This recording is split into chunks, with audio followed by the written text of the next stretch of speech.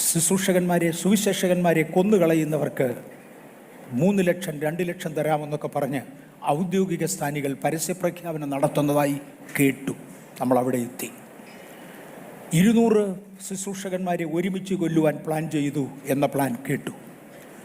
Bulldozer കൊണ്ട് പള്ളി പൊളിക്കുന്നത് ഇന്നത്തെ പതിവായി മാറി. ശുശ്രൂഷകന്മാരെ പിടിച്ചു തല്ലുന്ന നിയമങ്ങൾ മുതൽ സകലതും മാറി. ഇതിൻ്റെ എല്ലാം ഓവർടേക്ക് ചെയ്യേണ്ടതിനാണ് പരിശുദ്ധാത്മാവിൻ്റെ ഒരു മൂവ്, ആർക്കും പിടിച്ചു നിൽക്കാൻ ഒക്കാത്ത ഒരു മൂവ് ദൈവാത്മാവ് കൊണ്ടുവരുന്നത്. അതിൻ്റെ കടയ്ക്കൽ പാര വയ്ക്കുവാൻ, അതിൻ്റെ കടയ്ക്കൽ മഴു വയ്ക്കുവാൻ, കോടാലി വയ്ക്കുവാനാണ് ഈ ആത്മലോകത്തിൻ്റെ വേലി പൊളിക്കുന്നത്. ഈ സാഹചര്യങ്ങളിൽ നമ്മൾ ഉണർന്നേ മതിയാകും. ഇത് സഭ ഒന്നുകൂടെ ഉത്ബോധിപ്പിക്കേണ്ടതിന് വേണ്ടി ഈ ചൊവ്വാഴ്ച വൈകിട്ട് ഒരു സ്പെഷ്യൽ മീറ്റിംഗ് ഇവിടെ വെച്ചിട്ടുണ്ട്. ഈ ചർച്ചിൻ്റെ അംഗങ്ങൾ മുഴുവനും, അതിന് ഓൺലൈനൊന്നും കാണത്തില്ല, ഈ ചർച്ചിൻ്റെ അംഗങ്ങൾ മുഴുവനും ദയവായി കഴിവുള്ളിടത്തോളം, ഞാൻ ഈ മുഴുവനും എന്ന് പറയുമ്പോൾ A to C എല്ലാവർക്കും വരാൻ ഒക്കത്തില്ലെന്ന് എനിക്കറിയാം, കഴിയുന്ന സകലരും ദയവായി ചൊവ്വാഴ്ച വൈകിട്ട് 6:30 മണി മുതൽ ഇവിടെ ആരംഭിക്കുന്ന ഷാർപ്പ് 6:30 ആരംഭിക്കണം. എല്ലാവരും 6 ഓർത്തോണം, എന്നിട്ട് 6:30 വരണം. 6:30 മുതൽ ഒരു 8:30 വരെ നമുക്കൊരു 2 മണിക്കൂർ ഒരു മീറ്റിംഗ് ഉണ്ടാവും. ഒരു പാട്ടോ വല്ലതും പാടിയാലായി പാടിയില്ലായി അതിനെക്കുറിച്ച് എനിക്ക് അറിഞ്ഞുകൂടാ. പ്രോഗ്രാം നമ്മൾ ഇട്ടില്ല. പക്ഷേ എനിക്ക് സോളിഡ് 1.5 മണിക്കൂർ സഭയുമായി ഇൻട്രാക്ട് ചെയ്യാൻ വേണം. നമ്മൾ എന്തെങ്കിലും പുതിയ ചുവട്ടടികൾ എടുത്തേ മതിയാകൂ, മുന്നോട്ട് പോയേ മതിയാകൂ. ഇതൊരു അർജൻറ്റ് നെസസിറ്റി. പരിശുദ്ധാത്മാവ് ഓൺ ടൈമിൽ തൻ്റെ സഭയെ ഓർപ്പിക്കുക. എല്ലാവർക്കും ഇതുപോലുള്ള വെളിപ്പാടുകൾ കിട്ടാറില്ല. ദൈവം അത് ഏൽപ്പിച്ചവർക്കായി സ്തോത്രം. പണ്ടൊരു കാലത്തൊരു ശക്തിയേറിയ വെളിപ്പാട് ദൈവാത്മാവ് ഏൽപ്പിച്ചതിൻ്റെ ഫലമാണ് 22 പേരുണ്ടായിരുന്ന നമ്മുടെ ചർച്ച് 22,000 വളർന്നത്. ദൈവത്തിന് ചെയ്യുവാനുള്ള അടുത്തൊരു പടി തുടങ്ങുക. നമുക്ക് നിൽക്കാനുള്ള സ്ട്രെങ്ത് ഉണ്ട്. കർത്താവ് നമ്മളെ നിർത്തിയിട്ടുണ്ട്. നമ്മൾ അടുത്തതായി ഒരു പ്രാർത്ഥനയ്ക്കും ആത്മശുശ്രൂഷയ്ക്കും വേണ്ടി ഏൽപ്പിക്കപ്പെടുവാൻ എന്തൊക്കെ പടികൾ ചെയ്യുവാൻ കഴിയും എന്ന് ചിന്തിക്കേണ്ടതിനാണ് ചൊവ്വാഴ്ച. ഒന്നുകൂടെ ആവർത്തിക്കുകയാണ്, ദയവായി ഫസ്റ്റ് സർവീസിലുള്ളവരും സെക്കൻഡ് സർവീസിലുള്ളവരും ഇതര ബ്രാഞ്ച് സഭകളിലുള്ളവരുമായി, നമുക്ക് അനേക സ്ഥലങ്ങളിൽ ആരാധനകൾ നടക്കുന്നുണ്ട്, പലയിടത്ത് ആരാധനകളുണ്ട്. നമ്മുടെ ബ്രാഞ്ച് സഭകളിലുള്ളവരുമായി അങ്ങോട്ടും ഇങ്ങോട്ടും വിളിച്ചു പറയാൻ വേണ്ടിയാണ്. ചർച്ചിൻ്റെ മെമ്പേഴ്സ്, വെളിയിലുള്ളവരെ അല്ല, ചർച്ചിൻ്റെ മെമ്പേഴ്സ് ദയവായി ചൊവ്വാഴ്ച വൈകിട്ട് 6:30 ഇവിടെ ഒരുമിച്ച് കൂടണം. ഡിന്നർ ഇവിടെ കാണത്തില്ല, പക്ഷെ ഒരു ലൈറ്റ് റിഫ്രഷ്മെൻ്റ്, ഒരു ചായയോ എന്തെങ്കിലും ഒരു ലൈറ്റ് റിഫ്രഷ്മെൻറ്റ് കാണും. ഇത്രയും ഞാൻ ഓർപ്പിച്ച ശേഷം മെസ്സേജിലേക്ക് കടക്കട്ടെ. ഗ്രേറ്റ് റിവാർഡ്സ്, പല ഇനം പ്രതിഫലങ്ങൾ എന്നതാണ് നമ്മുടെ വിഷയം. അതിൻ്റെ 2ാമത്തെ സെക്ഷനിലേക്കാണ് നമ്മൾ കയറുന്നത്. 1ാമത്തെ സെക്ഷനിൽ അതിന് അംശികളാകേണ്ടതിന് രക്ഷിക്കപ്പെടണമെന്നും മറ്റും അടിസ്ഥാന ഉപദേശങ്ങളെക്കുറിച്ച് തൊട്ടു. ഇന്നൊരല്പം കൂടെ മുകളിലേക്ക് പോകുക. അതിൻ്റെ റിവിഷൻ പാർട്ടായിട്ട് കഴിഞ്ഞ ആഴ്ചയിൽ നമ്മൾ തുടർന്നത് അപ്പോസ്തല പ്രവൃത്തികൾ 2-ാം അധ്യായത്തിൻ്റെ 37 മുതൽ 47 വരെയുള്ള വാക്യങ്ങൾ വായിക്കുന്നില്ല. വിശ്വസിക്കുകയും സ്നാനമേൽക്കുകയും ചെയ്യുന്നവൻ രക്ഷിക്കപ്പെടും. എബ്രായ ലേഖനത്തിലേക്ക് പോയാൽ, റോമാലേഖനത്തിലേക്ക് പോയാൽ, ഹൃദയം കൊണ്ട് നീതിക്കായി വിശ്വസിക്കുകയും വാഗുകൊണ്ട് രക്ഷയ്ക്കായി ഏറ്റുപറയുകയും ചെയ്യുന്നു. അങ്ങനെയാണെങ്കിൽ രക്ഷയുടെ പ്രാഥമിക പടികൾ എന്തൊക്കെയാണ്? 1, വിശ്വസിക്കാം. 2, ഏറ്റുപറയുക, അഥവാ വിശ്വസിച്ച് ഏറ്റുപറഞ്ഞ് അനുദപിച്ച് സ്നാനമേൽക്കുക, തുടർന്ന് വേർപാടാചരിക്കുക. ഒരാൾ ദൈവസന്നിധിയിൽ ഇരുന്ന് തന്നെത്താൻ സമർപ്പിക്കുന്നതും ഒരു പെൺകുട്ടി ദൈവം മുമ്പിൽ പ്രതിജ്ഞ എടുക്കുന്നതും 2 ചിത്രങ്ങൾ കൊണ്ട് അത് ഉറപ്പിച്ച് മുന്നോട്ട് പോട്ടെ. യേശുക്രിസ്തു മാത്രമാണ് ആത്മീക ജീവിതത്തിൻ്റെ മാതൃകയും പിതാവിങ്കിലേക്കുള്ള ഏക വഴിയും. Jesus is the only way. ഏക വഴി പിതാവിങ്കിലേക്ക് പോകുവാൻ യേശു മാത്രമേ ഉള്ളൂ. യേശുവിൻ്റെ മാതൃകയല്ലാതെ മറ്റൊരു മാതൃക നമുക്കില്ല. കഴിഞ്ഞ ആഴ്ചയിൽ സ്നാനത്തെക്കുറിച്ച് പറഞ്ഞപ്പോൾ ഇരുവരും വെള്ളത്തിൽ ഇറങ്ങണം എന്ന പദം വേദപുസ്തകത്തിൽ ഞാൻ എടുത്തു പറഞ്ഞു. യോഹന്നാൻ യേശുവിനെ സ്നാനപ്പെടുത്തുന്ന യേശുവിൻ്റെ സ്നാനരംഗമാണിത്. അപ്പോസ്തല പ്രവൃത്തികളുടെ പുസ്തകം 8-ാമത്തെ അധ്യായത്തിൽ ഫിലിപ്പോസും ഷണ്ണനും ഇരുവരും വെള്ളത്തിൽ ഇറങ്ങി.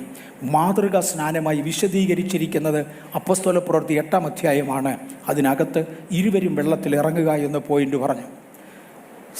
പല കോളുകൾ എനിക്ക് ലഭിച്ചെങ്കിലും അതിലെ ഒരു കോള്, ദുബായിൽ നിന്ന് വന്ന ഒരു കോള് ഭയങ്കര ഇമ്പോർട്ടൻ്റ് ആയിരുന്നു.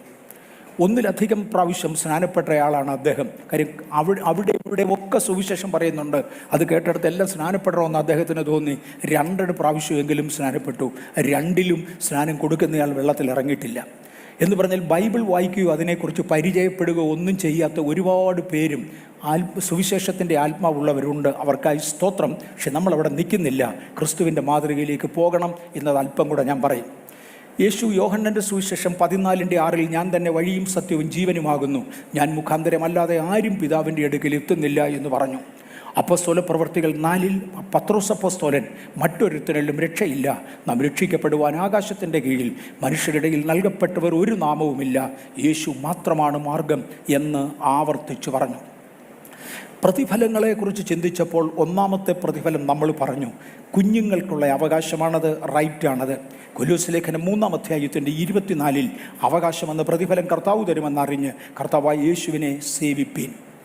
1 പത്രോസ് 1-ാം അധ്യായത്തിൻ്റെ 4ഉം 5ഉം വാക്യങ്ങളിൽ അന്ത്യകാലങ്ങളിൽ വെളിപ്പെടുവാൻ ഒരുങ്ങിയിരിക്കുന്ന രക്ഷയ്ക്ക് വിശ്വാസത്താൽ ദൈവശക്തിയിൽ കാക്കപ്പെടുന്ന നിങ്ങൾക്ക് വേണ്ടി സ്വർഗത്തിൽ സൂക്ഷിച്ചിരിക്കുന്നതും 5-ാം വാക്യത്തിൽ ക്ഷയം, മാലിന്യം, വാട്ടം എന്നിവയില്ലാത്തതുമായ അവകാശത്തിനായി തന്നെ നിങ്ങളെ വീണ്ടും ജനിപ്പിച്ചിരിക്കുന്നു, മക്കൾ എന്നതിൻ്റെ അവകാശം നമുക്ക് ലഭിക്കുന്നു.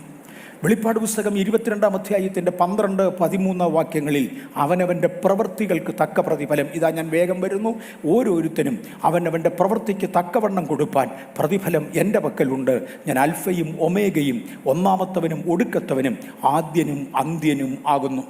ഒന്നാമത്തെ മനുഷ്യനായ ആദം മുതൽ ഒടുവിൽ ജീവിച്ചിരുന്ന വ്യക്തി വരെ എല്ലാവർക്കും പ്രതിഫലം കൊടുക്കുവാൻ പ്രതിഫലങ്ങൾ തൃക്കരങ്ങളിൽ ഉണ്ട്. ഇവിടെ സൺഡേ സ്കൂളിൻ്റെ ആനിവേഴ്സറിയെക്കുറിച്ച് കഴിഞ്ഞ ദിവസം പ്ലാൻ ചെയ്തപ്പോൾ കൺസലേഷൻ പ്രൈസസ് ഉൾപ്പെടെ എത്ര വേണം എന്ന് ചിന്തിക്കുവാൻ, നമ്മുടെ സൺഡേ സ്കൂൾ ആനിവേഴ്സറിക്ക് എത്ര പേർ കുഞ്ഞുങ്ങൾ പങ്കെടുക്കുവാൻ സാധ്യതയുണ്ട് എന്ന് അന്വേഷിച്ചു.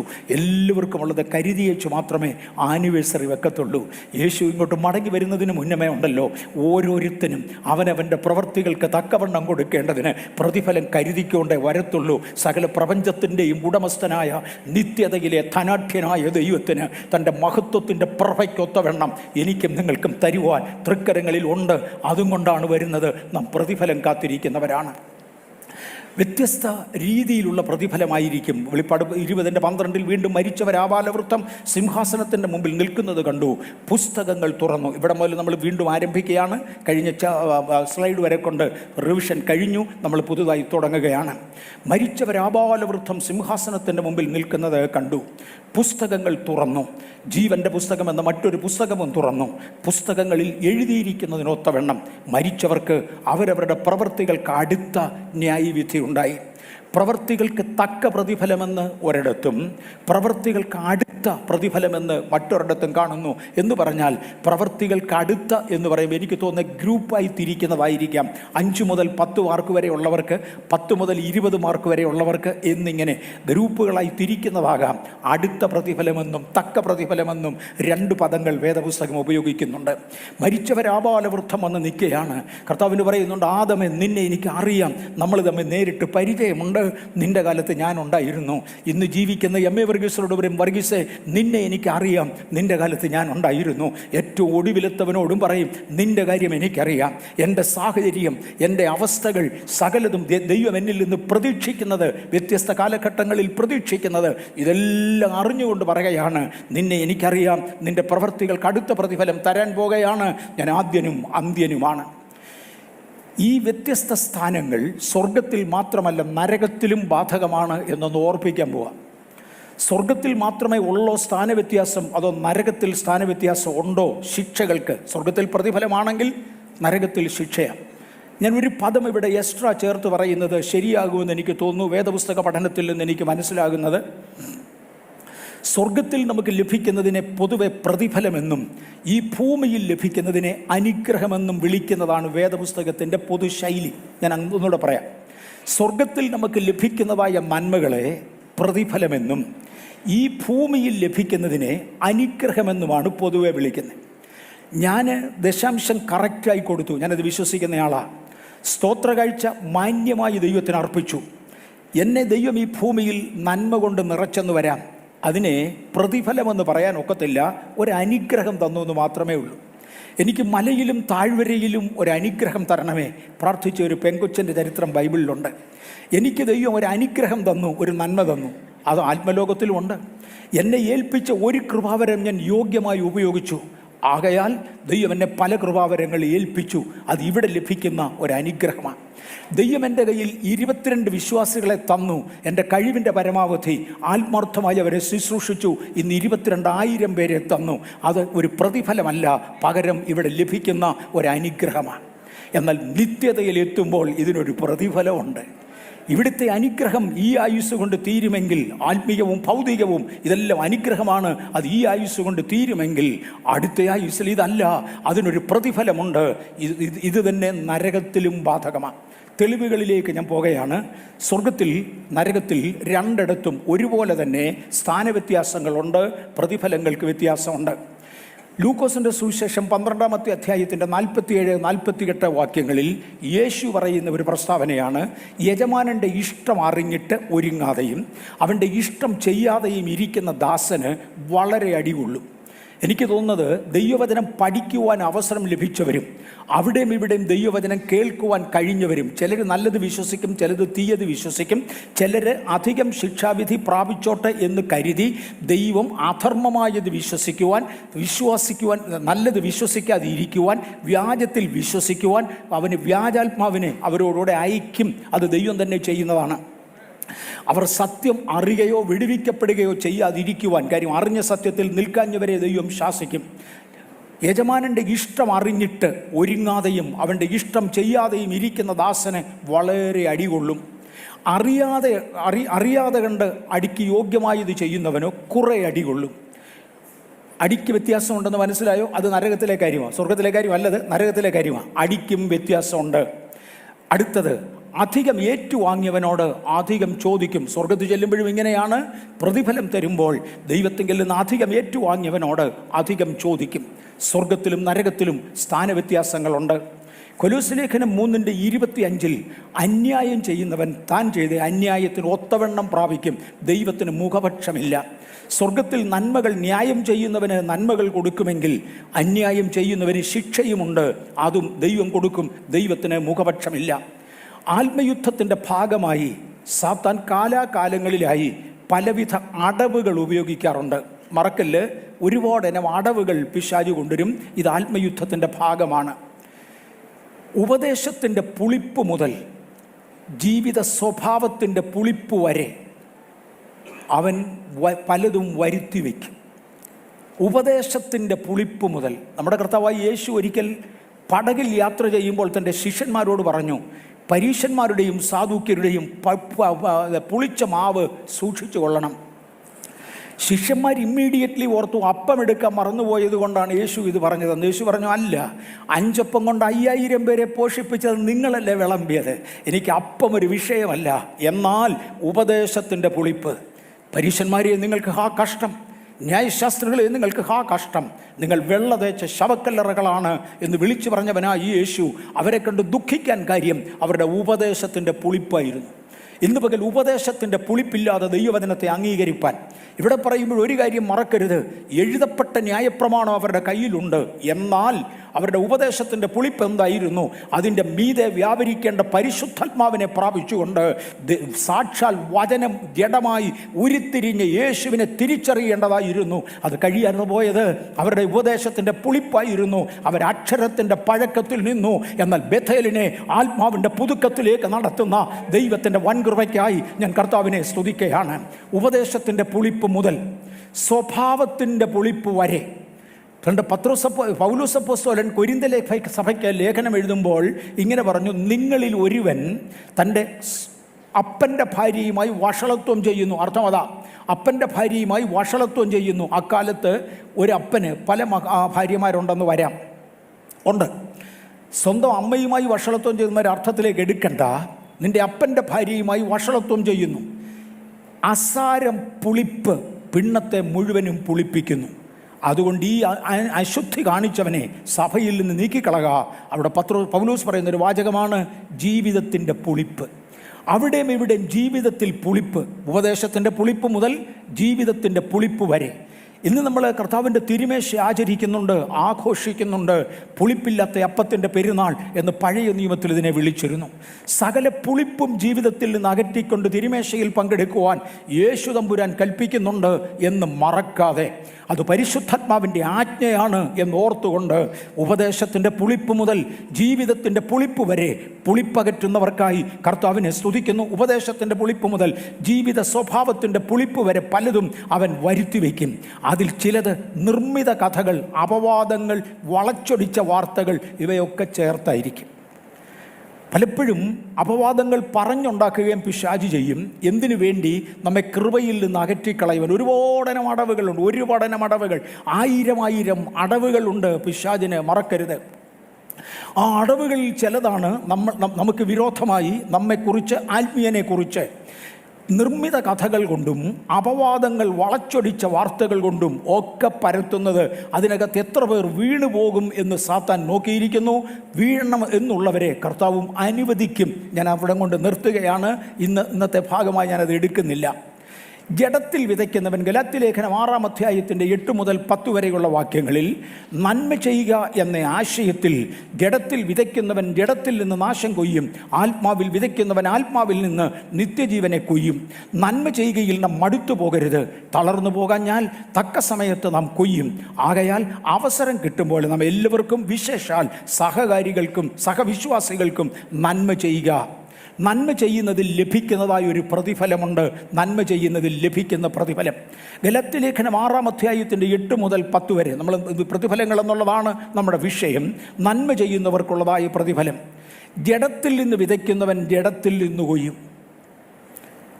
ഞാൻ ചില ആളുകൾ ചർച്ചിൽ ഒരു ഡൊണേഷൻ തന്നാൽ, സംതിങ് സൈസബിൾ ഒരു ഡൊണേഷൻ തന്നാൽ അനൗൺസ് ചെയ്യട്ടെ, പേര് അനൗൺസ് ചെയ്യട്ടെ എന്ന് ചോദിക്കും. ചിലർക്കതിനകത്ത് വിരോധമില്ല, ചിലർക്കതിനകത്ത് വിരോധമുണ്ട്. എന്തുകൊണ്ടാണ് ആളുകൾ വിരോധപ്പെടാത്തത്? ഇവനൊരു ദുഷ്ടനാണ്, ഒരു കാലത്തും ചർച്ചിനെ സഹായിക്കുന്നവനല്ല എന്ന് പിശാച് മറ്റൊരുത്തൻ്റെ മനസ്സിൽ ധരിപ്പിക്കാതിരിക്കേണ്ടതിന് അത് തെറ്റല്ല. ചുരുക്കം ചില കേസസിൽ ചില സാക്ഷ്യങ്ങൾ ഉണ്ടാകുന്നതും തെറ്റല്ല. അതുകൊണ്ട് കുഴപ്പമില്ല എന്ന് പറയുന്നവരുണ്ട്. പാസ്റ്ററുടെ ഇഷ്ടം പോലെ ചെയ്തോളാൻ പറയുന്നവരുണ്ട്.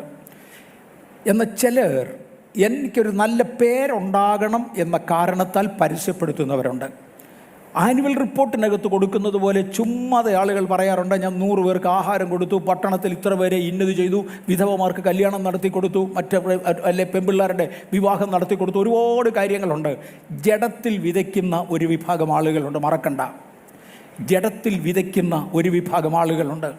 അവർ ജഡത്തിൽ നിന്ന് നാശം കൊയ്യും. ഇതുകൊണ്ട് അവർക്ക് നന്മ വരുന്നില്ല. ജഡത്തിൽ നിന്നവർ നാശം കൊയ്തിരിക്കും. വരുവാനുള്ളതിൽ മാത്രമല്ല, ഈ ഭൂമിയിലും അത് സംഭവിക്കും. ജഡത്തിൽ നിന്നവർ നാശം കൊയ്യും. എനിക്കറിയാം, ആളുകൾക്ക് വേണ്ടി ഒരുപാട് കൊടുക്കുവാൻ താല്പര്യമുണ്ടായിരുന്ന ആളുകൾ. ചില ആളുകൾ കൊടുക്കുമ്പോൾ, ദാനം ചെയ്യുമ്പോൾ ചർച്ചിനെ കൊണ്ട് ഏൽപ്പിക്കും, എൻ്റെ കയ്യിൽ കൊണ്ട് തരും, കമ്മിറ്റിയെ കൊണ്ട് ഏൽപ്പിക്കും. ഇത് ഇന്ന പർപ്പസിന് വേണ്ടി ദയവായി കൊടുത്താട്ടെ. പഠിക്കാൻ നിവൃത്തിയില്ലാത്ത കുഞ്ഞുങ്ങളെ പഠിപ്പിക്കേണ്ടതിന് ഇത് ഉപയോഗിച്ചാട്ടെ. ആഹാരത്തിന് നിവൃത്തിയില്ലാത്തവർക്ക് ആഹാരം കൊടുക്കാൻ ഇത് ഉപയോഗിച്ചാട്ടെ. ചർച്ച് അതേ കാര്യത്തിന് തന്നെ ഉപയോഗിക്കും. അങ്ങനെ ചെയ്തതുകൊണ്ടാണല്ലോ ദൈവം നമ്മളെ ഇവിടം വരെ വളർത്തിയത്. അതിന് തന്നെ ഉപയോഗിക്കും. ആ ആളിൻ്റെ അടുക്കൽ നാളെ ആരും ശല്യത്തിന് ചെല്ലത്തില്ല. എന്നാൽ വേറെ ചിലർ ഇന്ന ആളിനെ സഹായം ആവശ്യമാണ്, പാസ്റ്ററെ എൻ്റെ അടുക്ക വരാൻ പറ, ഞാൻ ചെയ്യാം. അങ്ങനെ ഒരു 4 പേരെ അദ്ദേഹത്തിൻ്റെ അടുക്കൽ അയച്ചു കഴിയുമ്പോൾ പിന്നെ 4 പേര് ചേർന്ന് ഈ ആളിനെ വിടുകയില്ല. ഇവൻ്റെ അടുക്കൽ ഇങ്ങനെ അങ്ങ് ചെന്നുകൊണ്ടിരിക്കും. കഴിഞ്ഞ പ്രാവശ്യം യൂറോപ്പിൽ വെച്ച് ഒരു സ്നേഹിതനെ കണ്ടു. അദ്ദേഹം എന്നോട് പറഞ്ഞു, ഞാൻ ബാംഗ്ലൂരിൽ വന്നിരുന്നു, പക്ഷെങ്കിൽ ചർച്ചിലോട്ട് വന്നില്ല, ആർക്കും പ്രത്യക്ഷപ്പെട്ടുമില്ല. 1-2 ദിവസമായിരുന്നു, പെട്ടെന്ന് ഞാൻ ഇഞ്ഞു പോരുന്നു. ഞാൻ എന്താ ബ്രദറെ ചർച്ച് വരാഞ്ഞത്? എൻ്റെ പാസ്റ്ററെ കണ്ടു കഴിഞ്ഞാൽ പിന്നെ ഇന്നാരും വീട്ടിൽ നിന്ന് ഇറങ്ങുകയില്ല, കാശേ എന്ന് പറയും. കാര്യം, ജഡത്തിൽ വിതച്ചവൻ ജഡത്തിൽ നാശമേ കൊയ്യൂ, അവൻ സ്വർഗത്തിൽ പ്രതിഫലവും ഇല്ല, അവനിവിടെ നാശവും കൊയ്യും. നന്മ ചെയ്യുകയിൽ ആത്മാവിൽ നിന്ന് ആത്മാവിൽ വിതയ്ക്കുന്നവൻ ആത്മാവിൽ നിന്ന് നിത്യജീവനെ കൊയ്യും. നിത്യജീവനെ കൊയ്യേണ്ടതിന് വേണ്ടി ആത്മാവിൽ വിതയ്ക്കുവാൻ രണ്ടുപേരും ചെയ്ത ഒന്നാ, രണ്ടുപേരും വിതച്ചതാണ്. അവരുടെ കയ്യിലുണ്ടായിരുന്ന വിത്ത വിതച്ചത്. ഒരുത്തൻ ജഡിക ഇച്ഛയ്ക്ക് വേണ്ടി ജഡത്തിൽ നിന്ന് വിതച്ചു, വേറൊരുത്തൻ ദൈവിക ഇച്ഛയ്ക്ക് വേണ്ടി ആത്മാവിൽ വിതച്ചു. ഇരുവരുടെയും കൊയ്ത്ത് വേറെയാണ്. അത് ഈ ഭൂമിയിൽ തന്നെ വരുവാനുള്ളതിലും അങ്ങനെ തന്നെ. 9-ാമത്തെ വാക്യത്തിൽ നന്മ ചെയ്യുകയിൽ നാം മടുത്തു പോകരുത്, തളർന്നു പോകാഞ്ഞാൽ തക്ക സമയത്ത് നാം കൊയ്യും. എപ്പോഴാണ് കൊയ്യുന്നത്? തക്ക സമയത്ത് കൊയ്യും.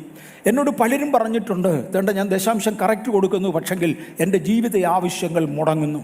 മോനെ, തക്ക സമയമായി കാണത്തില്ല. അല്ലാതെ ഞാൻ എന്തു പറയാനാ? ദശാംശം വാങ്ങിച്ചത് എൻ്റെ പേർക്കല്ല, ഞാൻ വാങ്ങിച്ചില്ല. ഈ ചർച്ചയിലുള്ള ആരുടെയും കാര്യമല്ല ഞാനീ പറഞ്ഞത്, ബഥേലിൻ്റെ കാര്യമേ അല്ല ഞാനീ പറയുന്നത്. ആഗോള വ്യാപകമായി ദൈവസഭയെ പ്രതിനിധീകരിച്ചുകൊണ്ടാണ് ഞാൻ ഈ പറയുന്നത്. പലരും പറയാറുണ്ട് ഞാൻ ദശാംശം കൊടുക്കുന്നു, എനിക്കൊന്നും തിരിച്ചു കിട്ടുന്നില്ല. മോനെ, തക്ക സമയമായി കാണത്തില്ല. ഇല്ലെങ്കിൽ നീ വിതച്ചതൊരു പക്ഷേ ഇടത്തിൽ നിന്നായിരിക്കാം, എനിക്കറിഞ്ഞുകൂടാ. 10ാമത്തെ വാക്യത്തിൽ, ആകയാൽ അവസരം കിട്ടുമ്പോൾ എന്ന് എല്ലാവർക്കും, വിശേഷാൽ സഹവിശ്വാസികൾക്കും നന്മ ചെയ്യുക. നാം എല്ലാവർക്കും നന്മ ചെയ്യണം, പ്രത്യേകിച്ച് സഹവിശ്വാസികൾക്ക് നന്മ ചെയ്യണം. ഇന്ത്യയുടെ പല ഭാഗങ്ങളിൽ നിന്നായി എനിക്ക് എവറി ടൈം, അല്ലെങ്കിൽ മെനി ടൈംസ് എനിക്ക് റിക്വസ്റ്റ് വരാറുണ്ട്. കുഞ്ഞുങ്ങളെ പഠിപ്പിക്കാൻ നിവൃത്തിയില്ല, വീട് വെക്കാൻ നിവൃത്തിയില്ല, കാറ് വാങ്ങിക്കാൻ നിവൃത്തിയില്ല, വീട് പെയിൻറ്റ് ചെയ്യാൻ നിവൃത്തിയില്ല, ചർച്ച് ഹോൾ പെയിൻറ്റ് ചെയ്യാൻ നിവൃത്തിയില്ല, സഹായിക്കണം.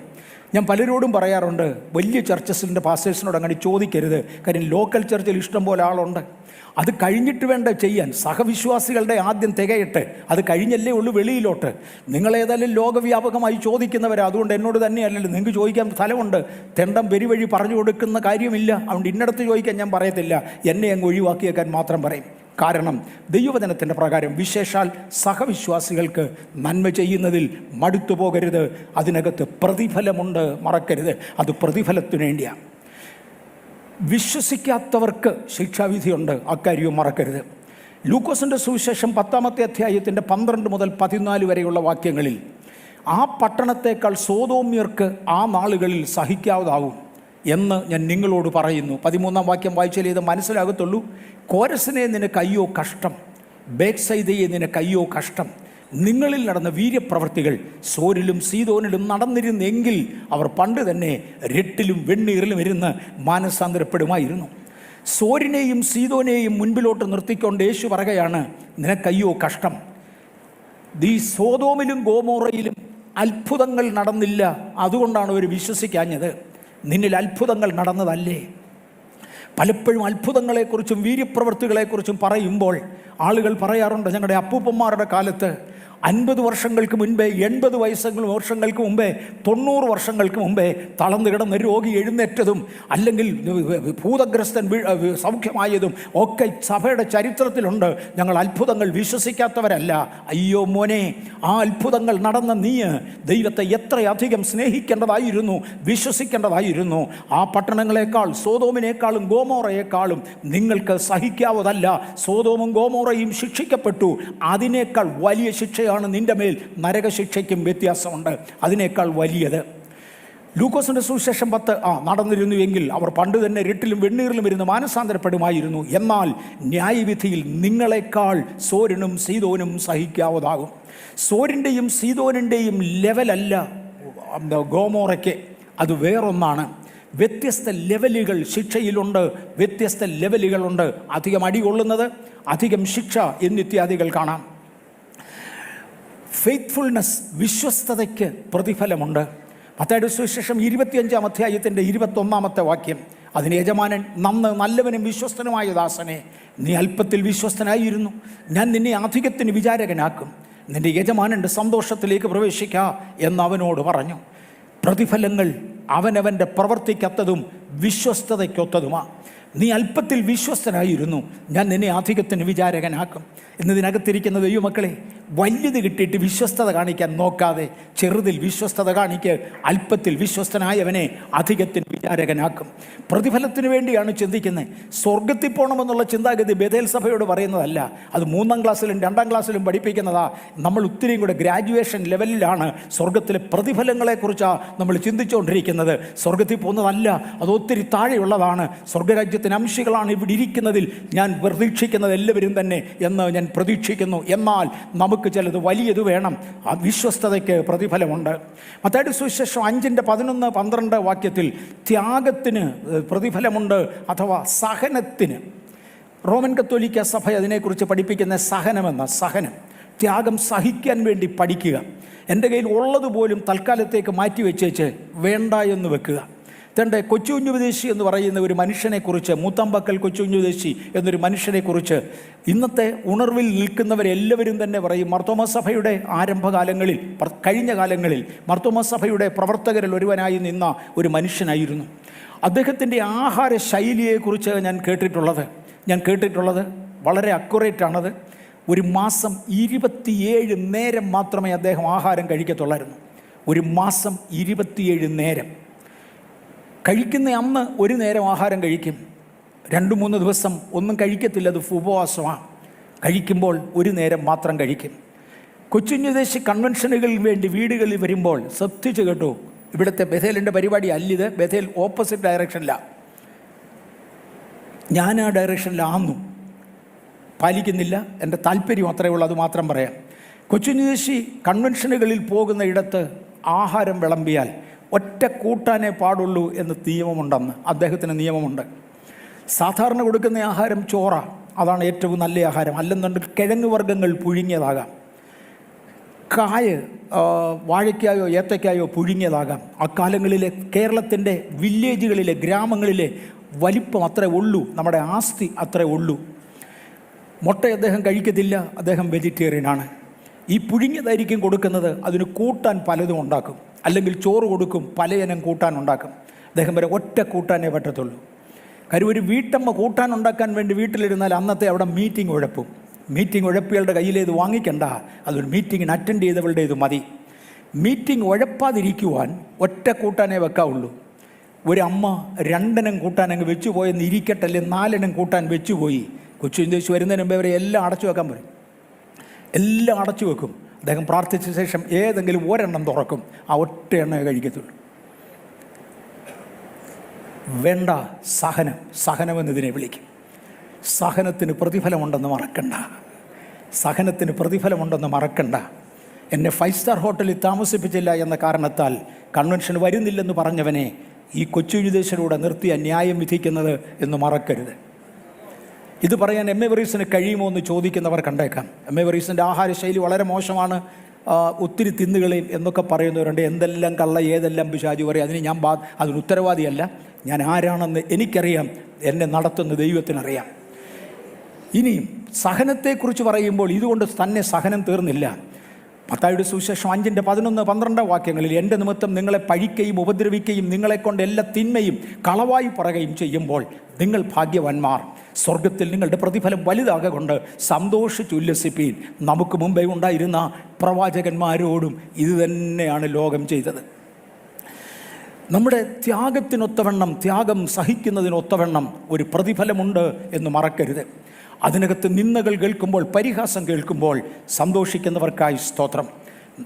കർത്താവിൻ്റെ നാമത്തിൽ അപമാനം കേൾക്കുവാൻ കർത്താവ് പദവി കൊടുത്തതിനാൽ അപ്പോസ്തലന്മാർ സന്തോഷിച്ചു. ഒരു വലിയ അളവിൽ ബഥേലിനും അത് തന്നെ ഏറ്റുപാടാനുണ്ട്. കർത്താവിൻ്റെ നാമത്തിൽ അപമാനമേൽക്കുവാൻ കർത്താവ് തന്ന കൃപയ്ക്കായി സ്തോത്രം. അപമാനിച്ച പിള്ളേരെ ദൈവം നിങ്ങളെ അനുഗ്രഹിക്കട്ടെ. പ്രതിഫലം നരകത്തിൽ വാങ്ങുമ്പോൾ ഞാനവിടെ കാണത്തില്ല, ഞാനന്ന് സ്വർഗത്തിൽ എൻ്റെയും പ്രതിഫലം വാങ്ങിയിരിക്കും. എൻ്റെ നിമിത്തം നിങ്ങളെ പഴിക്കുകയും ഉപദ്രവിക്കുകയും നിങ്ങളെക്കൊണ്ട് എല്ലാ തിന്മയും കളവായി പറയുകയും ചെയ്യുമ്പോൾ നിങ്ങൾ ഭാഗ്യവാന്മാർ, സ്വർഗത്തിൽ നിങ്ങളുടെ പ്രതിഫലം വലുതാകൊണ്ട് സന്തോഷിച്ചുല്ലസിപ്പീൻ. നിങ്ങൾക്ക് മുൻപേ ഉണ്ടായിരുന്ന പ്രവാചകന്മാരോടും ഇത് തന്നെ അവർ കാണിച്ചു. സഭയുടെ ആരംഭകാലമുള്ള, പ്രത്യേകിച്ച് പെന്തക്കോസ്ത് സഭയുടെ ആരംഭകാലം മുതലുള്ള ചരിത്രത്തിലൂടെ പോകുവാൻ ഒരളവിൽ കർത്താവ് എനിക്ക് കൃപ തന്നു. ഞാൻ ലോകവ്യാപകമായ പെന്തക്കോസ്ത് സഭയെക്കുറിച്ച് അല്ല പ്രധാനമായും ഉദ്ദേശിക്കുന്നത്, കേരളക്കരയിലെ സഭയെക്കുറിച്ച്. അപവാദങ്ങൾ, ദൂഷികൾ ഒക്കെ പറഞ്ഞു പരത്തുന്നത് എനിക്ക് ഓർമ്മയുണ്ട്. കുറച്ചുകൂടെ കഴിഞ്ഞു പ്രിൻ്റഡ് മീഡിയ പുറത്തു വന്നതോടുകൂടെ പ്രിൻ്റ് ചെയ്ത് കൊടുക്കുന്നത് എനിക്ക് ഓർമ്മയുണ്ട്. ഇന്നത്തെ ഇലക്ട്രോണിക് മീഡിയ പുറത്തു വന്നതോടുകൂടെ വരുന്നത് എനിക്കും നിങ്ങൾക്കും നന്നായി അറിയാം. എന്നാൽ ഇതിനെല്ലാം ഒരു പ്രതിഫലമുണ്ട്. ആകയാൽ ഇതെല്ലാം പൈശാചിക അടവുകളാണ്. സുവിശേഷത്തെ ഒതുക്കുവാൻ, വേലി പൊളിക്കുവാൻ, കൃഷിയെ നശിപ്പിക്കുവാൻ വേണ്ടി ഉള്ളതാണെന്ന് അറിഞ്ഞുകൊണ്ട് വേലി കെട്ടി സൂക്ഷിക്കുവാൻ കർത്താവിൻ്റെ കരങ്ങളിൽ ഏൽപ്പിക്കാം. അതിനൊരു പ്രതിഫലമുണ്ട്. മത്തായി 25:21 നമ്മൾ ചിന്തിച്ചു കഴിഞ്ഞതാണ്. ഓക്കെ, എബ്രായ ലേഖനം 11:26 മിസ്രയീമിലെ നിക്ഷേപങ്ങളെക്കാൾ ക്രിസ്തുവിൻ്റെ നിന്ന വലിയ ധനമെന്ന് മോശെ എണ്ണി. ഇത് പുതിയ നിയമത്തിൽ മാത്രം തുടങ്ങിയതല്ല, പഴയ നിയമത്തിലുള്ളതാണ്. ഞാൻ എന്തു വേണം? എനിക്ക് മിസ്രയീമിൻ്റെ നിക്ഷേപം വേണോ? ഇവരുടെ കൂടെ കൂടി നിൽക്കണോ? അതോ എനിക്ക് ക്രിസ്തുവിൻ്റെ നിന്ദയാണോ വേണ്ടത്? മോശ ക്രിസ്തുവിൻ്റെ നിന്ദ സഹിക്കാൻ തീരുമാനിച്ചു. പരിണിതം ഒരു വലിയ ജനതയെ 40 വർഷം മരുഭൂമിയിലൂടെ നടത്തുവാൻ കർത്താവ് കൃപ കൊടുത്തു. ഒരുവനെ കൊണ്ട് ഒക്കുന്നതല്ല. ഒരിക്കൽ മോശ തന്നെ ചോദിച്ചു, കർത്താവേ, ഇത്രയും ജനത്തിന് ആഹാരം കൊടുക്കാൻ, ഇത് 6 ലക്ഷം കുടുംബങ്ങളാണ്, 6 ലക്ഷം കുടുംബങ്ങൾക്ക് ആഹാരം കൊടുക്കുവാൻ നീ ഭൂമിയിൽ വനത്തിലുള്ള മുഴുവൻ മൃഗങ്ങളെയും ഒരുമിച്ച് കൊല്ലുമോ? സമുദ്രത്തിലുള്ള മുഴുവൻ മത്സ്യങ്ങളെയും പിടിച്ചു കൂട്ടുമോ? കർത്താവ് പറഞ്ഞു, മോശ നീ പേടിക്കണ്ടപ്പോ, ഞാൻ ആകുന്നവൻ ഞാനാ, എനിക്ക് നിന്നെ നടത്താൻ അറിയാം, ഞാൻ നിത്യതയുടെ യജമാനനാ.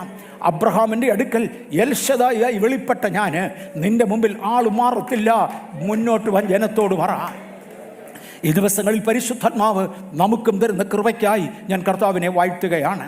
മത്തായിയുടെ സുവിശേഷം 5:12 എൻ്റെ നിമിത്തം നിങ്ങളെ പഴിക്കുകയും ഉപദ്രവിക്കുകയും നിങ്ങളെ കൊണ്ട് എല്ലാ തിന്മയും കളവായി പറയുകയും ചെയ്യുമ്പോൾ നിങ്ങൾ ഭാഗ്യവാന്മാർ.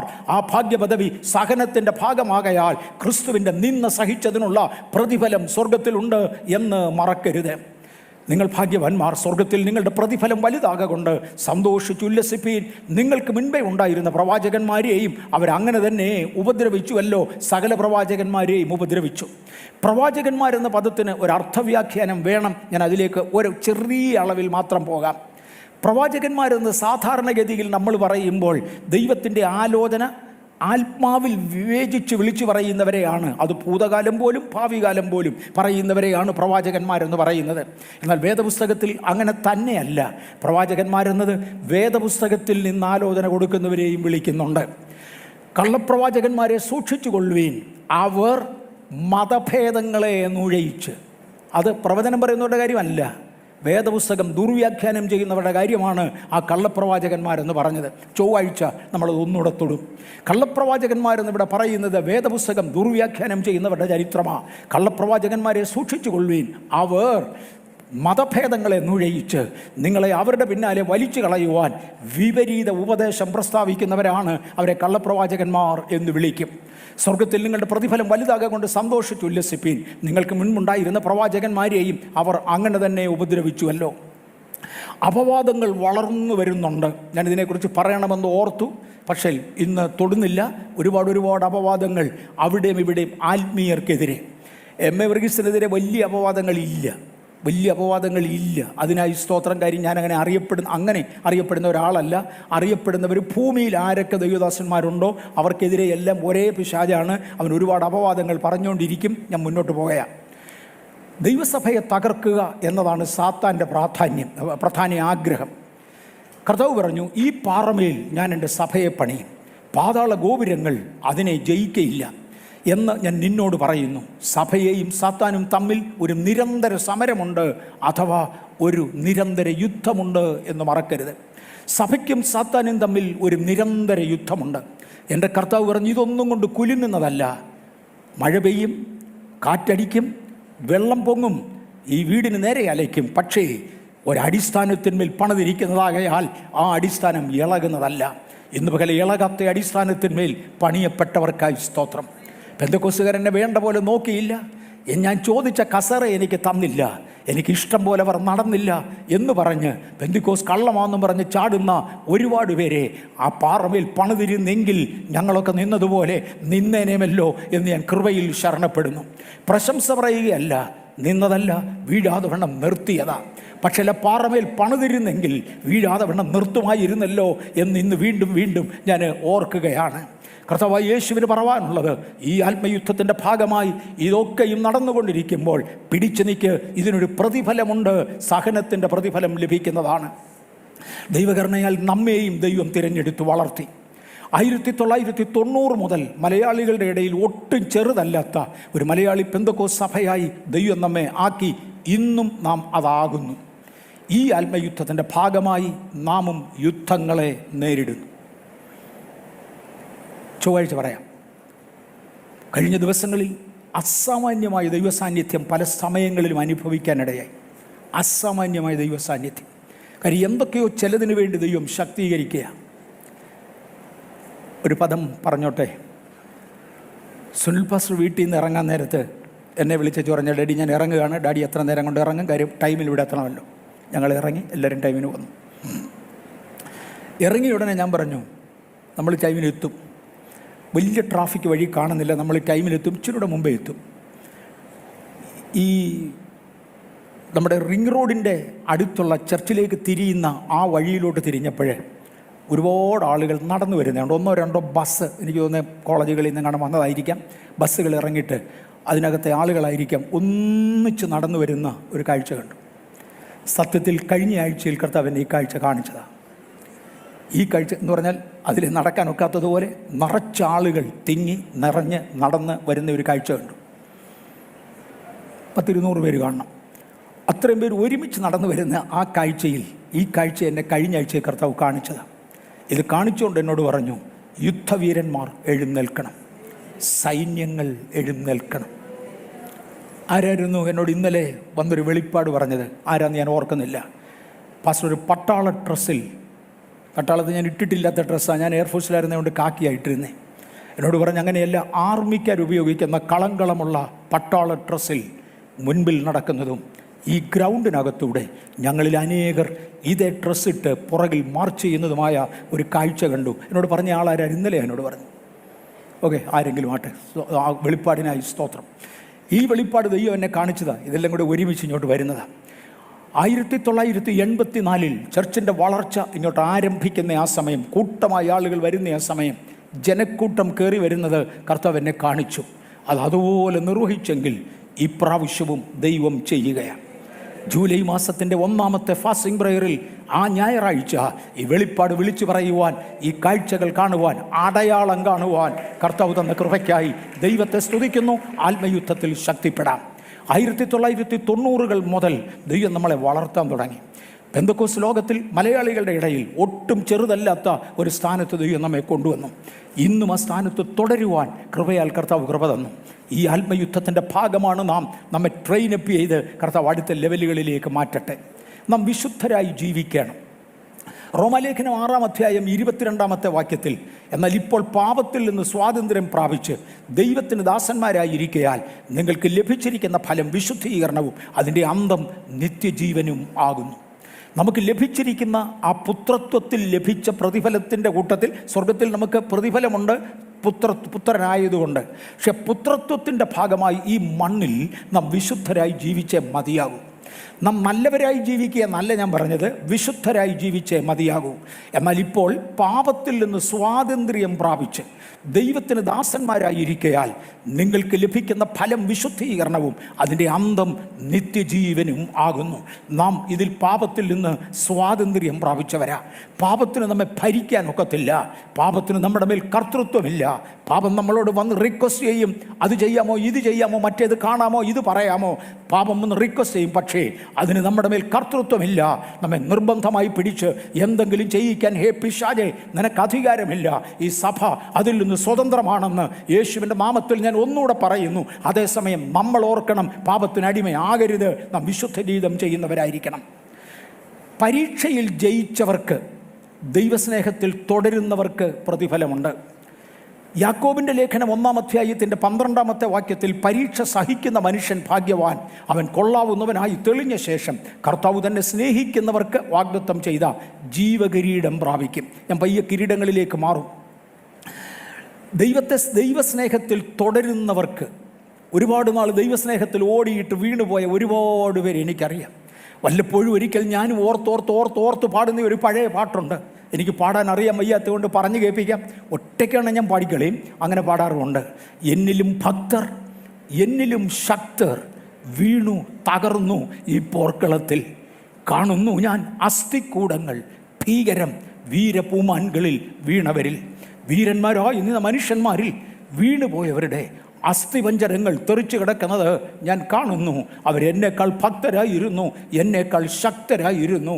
അവർ വീണു, അവർ തകർന്നു ഈ പോർക്കളത്തിൽ. ഇന്നും എന്നെ പോർക്കളത്തിൽ നിർത്തിയ, നമ്മെ പോർക്കളത്തിൽ നിർത്തുന്ന ദൈവത്തെ സ്നേഹിക്കുന്നു. കാര്യം നാം ദൈവസ്നേഹത്തിൽ തുടരുന്നതാ.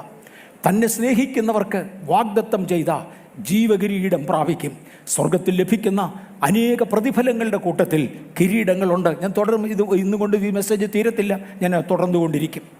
ജീവകിരീടത്തെക്കുറിച്ച് ഒന്നുകൂടെ പറയുവാനായി യാക്കോബിൻ്റെ ലേഖനം 1-ാം അധ്യായത്തിൻ്റെ 12-ാമത്തെ വാക്യം, അവിടെയാണ് നമ്മൾ കണ്ടത്, സ്നേഹിക്കുന്നവർക്ക് വാഗ്ദത്തം ചെയ്ത ജീവകിരീടം പ്രാപിക്കും. കിരീടങ്ങളുടെ കൂട്ടത്തിൽ ഒന്നാമത്തെ കിരീടമായി ജീവകിരീടത്തെ ഞാൻ എടുത്തു കാണിക്കട്ടെ. വീണുപോയവർക്ക് ഇത് ലഭിക്കയില്ല. ഞാനിവിടെ ഒന്നിലധികം പ്രാവശ്യം പറഞ്ഞിട്ടുള്ള ഒരു ഉദാഹരണത്തിൻ്റെ കഥയുണ്ട്. അതിനകത്ത് എത്രയും യാഥാർത്ഥ്യമുണ്ടെന്ന് എനിക്ക് 100% അറിഞ്ഞുകൂടാ. എങ്കിലും 80% അക്യുറസിയിൽ ഞാൻ വിശ്വസിക്കുന്നു അത് സംഭവിച്ചതാണ്. റഷ്യയിലുള്ള റുമേനിയയിൽ ഒരിക്കൽ ക്രിസ്ത്യാനിത്വം വിശ്വസിക്കുന്നവരെ, ക്രിസ്തുവിൽ വിശ്വസിക്കുന്നവരെ കൊന്നുകളയുവാൻ ഗവൺമെൻറ് തീരുമാനിക്കുകയും അവർക്ക് മാനസാന്തരപ്പെടുവാൻ അവസരം കൊടുത്തുകൊണ്ട്, എന്ന് പറഞ്ഞാൽ അവരുടെ മാനസാന്തരം തള്ളിപ്പറഞ്ഞ് അവർ ലോകത്തിലേക്ക് ദൈവമില്ല എന്ന് പറഞ്ഞുകൊണ്ട് മടങ്ങിപ്പോകുവാൻ അവസരം കൊടുക്കുകയും ചെയ്യാൻ താല്പര്യപ്പെട്ടുകൊണ്ട് ഒരു 40 പേരെ പിടിച്ച് ഒരു മൈതാനത്ത് നിർത്തി. മൈതാനത്തിൻ്റെ വട്ടത്തിൽ വേലി കെട്ടി അവരെ അതിനകത്ത് അടച്ചു. പക്ഷെ വെളിയിൽ ഒരാൾ നിന്ന് നോക്കുന്നെങ്കിൽ കാണാം. അതുപോലൊരു ക്രമീകരണം ചെയ്തു. മൈതാനത്തിൻ്റെ ഒരു ഭാഗത്ത് ഒരു റൂം പണിത് അതിനകത്ത് ചൂടുള്ള എല്ലാ സജ്ജീകരണങ്ങളും ഒരുക്കി, ആഹാരപാനീയങ്ങളും ഒരുക്കി. ഈ 40 പേരോട് പറഞ്ഞു, ആ തണുപ്പത്ത് നിന്ന് മരിക്ക്. ഏതെങ്കിലും ദൈവം നിങ്ങളുടെ അടുക്കൽ വന്ന്, റുമേനിയയിലെ തണുപ്പ് ഭയങ്കര തണുപ്പാണ്, ആ തണുപ്പത്ത് നിന്ന് മരിക്ക്. ചില മണിക്കൂറുകൾ കഴിയുന്നത് ചത്ത് വീഴും. അതുകൊണ്ട് ആ തണുപ്പത്ത് നിന്ന് മരിക്ക്. ഈ തണുപ്പിനിടയ്ക്ക് ഇറങ്ങി വരാൻ ഒരു ദൈവവും ഇല്ലെന്ന് നിങ്ങൾക്ക് ബോധ്യപ്പെടുമ്പോൾ, ഒരു ദൈവം എന്ന കൺസെപ്റ്റ് കള്ളമാണെന്ന് പറഞ്ഞുകൊണ്ട് നിങ്ങൾക്ക് മടങ്ങി വരാൻ താല്പര്യമുണ്ടെങ്കിൽ ഈ റൂമിനകത്തേക്ക് വരാം, ഇവിടെയുള്ള ചൂട് അനുഭവിക്കാം. ഇതിന് കാവലായി പട്ടാളക്കാർ ചൂട് റൂമിനകത്തുണ്ടായിരുന്നു. തോക്കുകൾ അവരുടെ കയ്യിലുണ്ട്. കാര്യം, ആരെങ്കിലും ഓടാൻ ശ്രമിച്ചാൽ വെടിവെച്ച് കളയേണ്ടതിനായി. ഒരു ക്യാപ്റ്റൻ അവരുടെ ചുമതല വഹിച്ചുകൊണ്ടിരിക്കുകയായിരുന്നു. ഒരല്പനേരം കഴിഞ്ഞപ്പോൾ ഒരു മനുഷ്യൻ തണുത്ത് വയ്യാതായതുകൊണ്ട് പലരും താഴെ വീണു. ആ വീണ് കിടന്ന് അവർ മയങ്ങിക്കിടക്കുക. എന്നാൽ അതിനിടയ്ക്കൊന്ന് ഒരുത്തൻ തെണ്ടി റൂമിലേക്ക് നടന്നു വരുന്ന കാഴ്ച കണ്ടു. അതേ കാഴ്ച കാണുന്ന സമയത്ത് തന്നെ ക്യാപ്റ്റൻ തൻ്റെ റൂമിൽ നിന്ന് വെളിയിലേക്ക് ചാടി. ആ കിരീടം എനിക്ക് എന്ന് പുലമ്പിക്കൊണ്ടാണ് അദ്ദേഹം ചാടിയത്. എന്ത് സംഭവിച്ചു എന്ന് ചോദിച്ചപ്പോൾ അദ്ദേഹം പറഞ്ഞത്, ഞാനൊരു കാഴ്ച കണ്ടു. 40 കിരീടങ്ങൾ സ്വർഗത്തിൽ നിന്ന് താഴേക്ക് ഇറങ്ങി പതുക്കെ വരുന്നത് കണ്ടു. അതിൽ ഒരു കിരീടം അവിടെ നിന്നു. 39 കിരീടങ്ങൾ താഴോട്ട് വരികയാണ്. അവിടെ നിന്ന കിരീടം 2-3 വട്ടം കറങ്ങി എന്നിട്ട് തിരിച്ച് മുകളിലേക്ക് പോകുന്നൊരു കാഴ്ച കണ്ടു. ആ നേരത്താണ് ഞാൻ താഴോട്ട് നോക്കുമ്പോൾ ഒരുത്തൻ കയറി വരുന്നു ഇതിനകത്തേക്ക്. ഇത് അവന് വേണ്ടിയുള്ള കിരീടമായിരുന്നു. ആ കിരീടത്തിൻ്റെ ശോഭ കണ്ടതിനാൽ ആ കിരീടം എനിക്ക് എന്ന് പറഞ്ഞുകൊണ്ടാണ് ഇറങ്ങിയത്. പിന്മാറ്റത്തിലേക്ക് പോകുന്നവർ ഈ ജീവകിരീടം പ്രാപിക്കയില്ല. പരീക്ഷ സഹിച്ച് തോൽക്കുന്നവൻ ഈ ജീവകിരീടം പ്രാപിക്കയില്ല. ജീവകിരീടത്തിന് വേണ്ടി കർത്താവ് നമ്മെ വീണ്ടും ജനിപ്പിച്ചിരിക്കയാൽ ഒന്നാമത്തെ കിരീടമായി ജീവകിരീടം അവതരിപ്പിക്കട്ടെ. 1 കൊരിന്ത്യർ 9-ാം അധ്യായം 25 മുതൽ 27 വരെയുള്ള വാക്യങ്ങളിൽ ഈ വാക്യത്തെ ഞാൻ വീണ്ടും വരേണ്ടി വരും. അംഗം വരുന്നവനൊക്കെയും വർജനമാചരിക്കുന്നു, സകലത്തിലും വർജനമാചരിക്കുന്നു. അതോ അവർ വാടുന്ന കിരീടവും നാം വാടാത്തതും പ്രാപിക്കേണ്ടതിന് തന്നെ. ആകയാൽ ഞാൻ നിശ്ചയമില്ലാത്തവണ്ണമല്ല ഓടുന്നത്, ആകാശത്തെ കുത്തുന്നത് പോലെയല്ല ഞാൻ മുഷ്ഠയുദ്ധം ചെയ്യുന്നത്. വാടാത്ത കിരീടം. വാടാത്ത കിരീടം എന്ന് പറയുന്ന ആശയങ്ങളുടെ അകത്തൂടെ പോകണമെന്നില്ല. ഒത്തിരി പേർക്കറിയാം. ഇല്ല, തൊട്ടേക്കാം, ഞാൻ ഒരു റിസ്ക് എടുക്കുന്നില്ല. ആർക്കെങ്കിലും അറിയാൻ വയ്യ എങ്കിൽ, ഒളിമ്പിക് മത്സരങ്ങൾ ആരംഭിക്കുന്ന കാലത്ത് ലണ്ടൻ പട്ടണത്തിൽ ഒളിമ്പിക് മത്സരത്തിലെ വിജയികളെ കൊണ്ടു നിർത്തിയിട്ട് ഒലിവില കൊണ്ടുണ്ടാക്കിയതായ ഒലിവില കൊണ്ട് അന്ന് രാവിലെ ഉണ്ടാക്കിയതായ ഒരു കിരീടവുമായി ലണ്ടനിലെ മഹാരാജാവ് ചക്രവർത്തി വന്ന് നിൽക്കും. ഒളിമ്പിക് മത്സരത്തിൽ പങ്കെടുത്തതിൽ 1-ാം സ്ഥാനം ലഭിച്ചവനും 2-ാം സ്ഥാനം ലഭിച്ചവനും കിരീടത്തിന് വലിപ്പ വ്യത്യാസം കണ്ടേക്കാം. രാജാവിൻ്റെ കൈ കൊണ്ട് ആ ഇലയുള്ള കിരീടം വെച്ചു കൊടുക്കുന്നത് പഴയ പതിവായിരുന്നു. പൗലോസ് അപ്പോസ്തലൻ പറഞ്ഞ, അംഗം പൊരുന്നവനൊക്കെയും സകലത്തിലും വർജനം ആചരിക്കണം. അവൻ ഒന്നിലും ലോകത്തോട് കോംപ്രമൈസ് ചെയ്യാനൊക്കത്തില്ല. സാധാരണക്കാരനെ പോലെ ഇറങ്ങി വരാനൊക്കത്തില്ല. കാര്യം, അവൻ ഒളിമ്പിക്കിൽ പങ്കെടുക്കുന്നവനാണ്. ഇന്നത്തെ ഭാഷയെ ഒളിമ്പിക്സ്, അന്നത്തെ ഭാഷ എന്തോ അറിഞ്ഞുകൂടാ. പക്ഷെ ഇവരെല്ലാം പ്രാപിക്കുന്നത് ഉച്ചയ്ക്ക് വെയിൽ ഉദിച്ചാൽ വാടിപ്പോകുന്ന ഒരു കിരീടമാണ്. ഇന്നത്തെ വെയിലിൽ വാടിപ്പോകുന്ന വാടുന്ന കിരീടത്തിന് വേണ്ടി സകലത്തിലും വർജനം ആചരിക്കുന്നെങ്കിൽ ജീവിതത്തിൽ വേർപാട് സൂക്ഷിക്കുന്ന ദൈവവൈതലേ മറക്കരുത്. വേർപാട് സൂക്ഷിക്കുന്ന ദൈവവൈതലേ, നാമോ വാടാത്ത കിരീടം പ്രാപിക്കാനാണ്. വാടാത്ത കിരീടത്തെ ഓർത്ത് ഞാൻ ദൈവത്തെ സ്തുതിക്കുന്നു. കുഞ്ഞുങ്ങളെ വേർപാട് സൂക്ഷിക്കണമെന്ന് പറയുമ്പോൾ അപ്പൂപ്പൻ കുറ്റം പറയുന്ന തെറ്റിദ്ധരിക്കരുത്. നോ, അപ്പൂപ്പൻ പിച്ചു പറയുകയല്ല, ദൈവവചനം പറയുകയാണ്. ഇത് കോട്ടിക്കളയാൻ എനിക്കൊക്കത്തില്ല. ഞാൻ ദൈവത്തിൻ്റെ വചനത്തിന് മുമ്പിൽ നിൽക്കുകയാണ്. അവർ വാടാത്തത് പ്രാപിക്കുന്നില്ല, നാം വാടാത്തത് പ്രാപിക്കുവാൻ, അഥവാ വേർപാടാചരിക്കുന്നവർക്കുള്ള വാടാത്ത കിരീടത്തെ കാണാം. രണ്ടാമതായി 3, അധ്യക്ഷ ശുശ്രൂഷ ചെയ്യുന്നവർക്ക്. 1 പത്രോസ് 5-ാം അധ്യായത്തിൻ്റെ 3-4 വാക്യങ്ങളിൽ ഇടവകളുടെ മേൽ കർത്തൃത്വം നടത്തുന്നവരായിട്ടല്ല. ഇവിടെ ഇച്ചിരൂടെ നേരത്തെ മുമ്പിലത്തെ വാക്യം മുതൽ വായിച്ചാൽ നല്ലത്. ആക്ച്വലി എൻ്റെ 1 മുതലുള്ള വാക്യങ്ങൾ 4 വരെ ഒന്ന് വായിക്കാമോ? ആരെങ്കിലും ഒന്നെടുത്തു.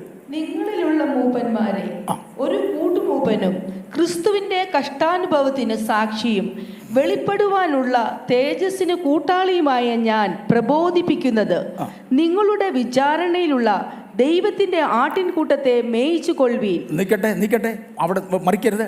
നിങ്ങളുടെ വിചാരണയിലുള്ള ദൈവത്തിൻ്റെ ആട്ടിൻകൂട്ടം. ദൈവം എൻ്റെ വിചാരണയിൽ തന്ന, ദൈവം എന്നെ ഏൽപ്പിച്ച ദൈവത്തിൻ്റെ ആട്ടിൻകൂട്ടത്തിന് വേണ്ടിയാണ് ഞാൻ ശുശ്രൂഷിക്കുന്നത്. എവർഗീസ് എന്ത് പ്രസംഗം പറഞ്ഞാലും എൻ്റെ വിചാരണയിൽ ദൈവം ഏൽപ്പിച്ച എൻ്റെ ജനത്തിന് വേണ്ടിയാ. വഴിപോക്കർക്ക് വേണ്ടിയല്ല, വേറൊരു സഭയ്ക്ക് വേണ്ടിയല്ല. അതിൻ്റെ മാനദണ്ഡം വേറൊന്നാകാം.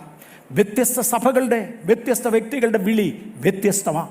നമ്മുടെ മേലുള്ള വിളിക്കൊത്തവണ്ണം ദൈവം എൻ്റെ വിചാരണയിൽ ഏൽപ്പിച്ച ആട്ടിൻകൂട്ടം. ഇതിനകത്തിരിക്കുന്ന അസോസിയേറ്റ് മിനിസ്റ്റേഴ്സ്, നിങ്ങളുടെ വിചാരണയിൽ ദൈവം ഏൽപ്പിച്ച ആട്ടിൻകൂട്ടങ്ങൾ. ഏരിയ ലീഡേഴ്സ്, ഏരിയ മിനിസ്റ്റേഴ്സ്, നിങ്ങളുടെ വിചാരണയിൽ ദൈവം ഏൽപ്പിച്ച നിങ്ങളുടെ ആട്ടിൻകൂട്ടം. വായിച്ചു. നിങ്ങളുടെ വിചാരണയിലുള്ള ദൈവത്തിന്റെ ആട്ടിൻകൂട്ടത്തെ മേയിച്ചു കൊള്ളുവീൻ.